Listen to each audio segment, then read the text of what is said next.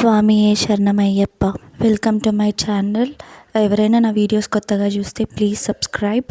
ఈరోజు అయ్యప్ప దీక్ష డే 2 అండి. ఈరోజు 4కి అలా లేచి క్లీనింగ్ స్టార్ట్ చేశాను ఇంట్లో.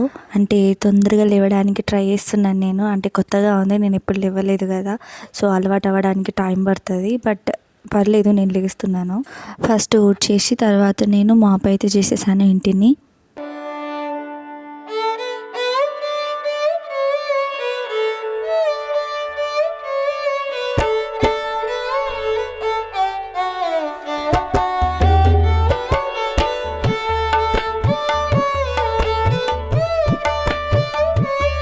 తర్వాత నేను ఫ్రెష్ అప్ అయ్యాను, లైక్ బ్రష్ చేసి తర్వాత స్నానం చేసి తర్వాత నేను పూజ స్టార్ట్ చేశాను. చెప్పడం మర్చిపోయాను, నేను మధ్యలో ముగ్గు కూడా వేస్తున్నాను.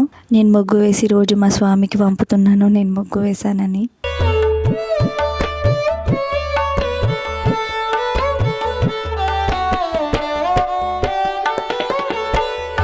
సో ఇలా నేను దీక్షలో ఉన్నాను కాబట్టి నాకు చాలా క్వశ్చన్స్, అంటే డౌట్స్ వస్తున్నాయి, ఎందుకు ఇలా ఎందుకు అలా అని. అయ్యప్ప దీక్ష ఎందుకు 41 డేసే చేస్తారు, ఖచ్చితంగా 41 డేసే ఎందుకు చేయాలి, 41 డేస్ చేసిన వాళ్ళని, ఇరుముడి ఎత్తుకున్న వాళ్ళని ఎందుకు గుడి లోపలికి అలో వేస్తారని డౌట్ వచ్చింది నాకు. ఇప్పుడు స్వాములు ఉన్న దీక్షని మండల వ్రతం అని అంటారు. మండల అంటే 41 డేస్. ఎందుకు 41 డేస్ అంటే, ఈ 41 డేస్ కనుక మనం ఒక పనిని చేస్తూ ఉంటే అది మన బాడీని ప్యూరిఫై చేస్తుంది, మైండ్ని కామ్ చేస్తుంది, అండ్ ఓల్డ్ హ్యాబిట్స్ ఏదైనా ఉంటే దానికి ముందు అవన్నీ బ్రేక్ అయిపోతుంది. సో ఈ 41 డేస్ మనకు ఒక న్యూ డిసిప్లిన్ అనేది వస్తుంది. సో సైంటిఫిక్ రీజన్ ఏంటంటే, మన బాడీ రీప్రోగ్రామ్ అవ్వడానికి, అంటే హ్యూమన్ బ్రెయిన్ రీప్రోగ్రామ్ అవ్వడానికి మనకి అట్లీస్ట్ 40 డేస్ పడుతుంది. సో ఈ 41 డేస్లో ఏం జరుగుతుందంటే, స్వాములు వాళ్ళ డిజైర్స్ అన్నిటిని కంట్రోల్ చేసుకోవాలి, కోపాన్ని తగ్గించుకోవాలి, ఒక కొత్త డిసిప్లిన్ని హ్యాబిట్గా చేసుకోవాలి, అండ్ వాళ్ళ బాడీ మొత్తం ప్యూరిఫై అయిపోతుంది 41 డేస్లో. సో దాంతో వాళ్ళు ఒక స్పిరిచువల్ మైండ్ సెట్కి షిఫ్ట్ అయిపోతారు. సో అందుకే వాళ్ళు ఎప్పుడు మాలలో ఉన్నప్పుడు కామ్గా, ఫోకస్డ్గా అండ్ డివోషనల్గా ఉంటారు. సో ఇంకొక సింబాలిక్ రీజన్ ఏంటంటే, హ్యూమన్ బాడీలో 7 ఎనర్జీ చక్రాస్ ఉంటాయి, అండ్ ఈ చక్రా ఏమో 6 డేస్ పడుతుంది ప్యూరిఫై అవ్వడానికి. సో 6 × 7 42. సో అందులో ఫైనల్ డే ఉంటుంది కదా, అది స్పిరిచువల్ స్టెబిలైజింగ్ కోసం యూజ్ అవుతుంది. సో అందుకే స్వాములు కోపం తగ్గించుకొని, అబద్ధాలు చెప్పకుండా, ఆల్కహాల్, మీట్ని ముట్టకుండా చాపేసుకొని ఫ్లోర్ మీదనే పడుకుంటారు, అండ్ భజనలు చేస్తూ మానవత్వంతో ఉంటారు వాళ్ళు 41 డేస్. ఇలా చేస్తున్నప్పుడు చక్రాస్ అనేది క్లీన్ అయిపోతుంది, ప్యూరిఫై అయిపోతుంది. సో ఇలా అయినప్పుడే శబరిమలకి వాళ్ళకు ఎంట్రీ ఉంటుంది స్వాములకి. సో వాళ్ళు అక్కడ ఎంటర్ అవుతున్నప్పుడు వాళ్ళు ఒక కంప్లీట్ డిఫరెంట్ పర్సన్ అన్నమాట, మొత్తం క్లీన్ అయి ప్యూరిఫై అయిన స్వాములు వాళ్ళు. సో అయ్యప్పని రీచ్ అవ్వాలంటే అయ్యప్ప అంతటి వాళ్ళు అవ్వాలి. అయ్యప్ప కూడా ఎప్పుడు కామ్, డిసిప్లిన్గా, ప్యూర్గా ఉంటాడు కదా.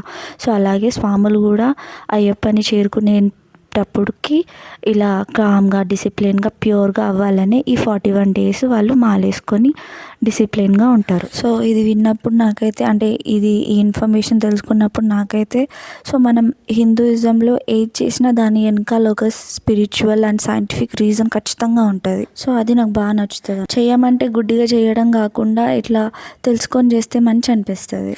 ఇందులో ఏదైనా తప్పు ఉంటే ఐఎమ్ రియలీ సారీ, నాకు తెలుసుకుని చెప్పాను.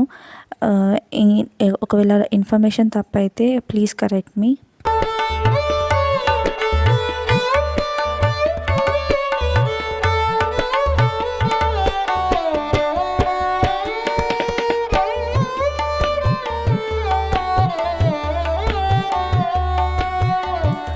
సో నేను కూడా, మా స్వామి మాలేసుకున్నారు కాబట్టి నేను కూడా సాత్విక ఆహారమే తీసుకుంటున్నాను, అండ్ చెప్పులు కూడా వేసుకోవట్లేదు. ఎందుకంటే చెప్పులు వేసుకోవద్దన్నారు, మా అత్త మామయ్యలు కూడా వేసుకుంటలేరు, నేను కూడా వేసుకుంటలేను చెప్పులు. ఆఫీస్లో అయితే అందరు అదే అడుగుతున్నారు, చెప్పులు ఎందుకు వేసుకుంటలేవు, తెగిపోయినాయా అని. సో అప్పుడు చెప్పాను, నేను దీక్షలో ఉన్నాను అందుకే వేసుకుంటలేను అని.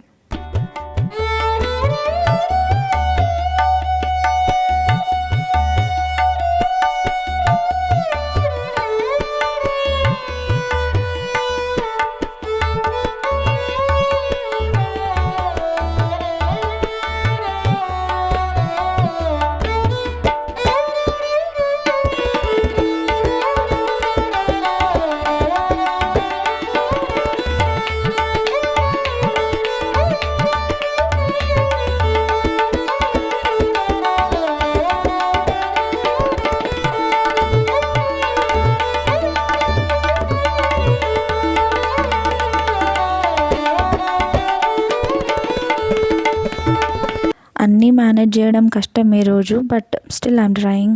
I hope I will do good and I hope everyone is good. Swami శరణమయ్యప్ప. మళ్ళీ డే 3కి కలుద్దాం.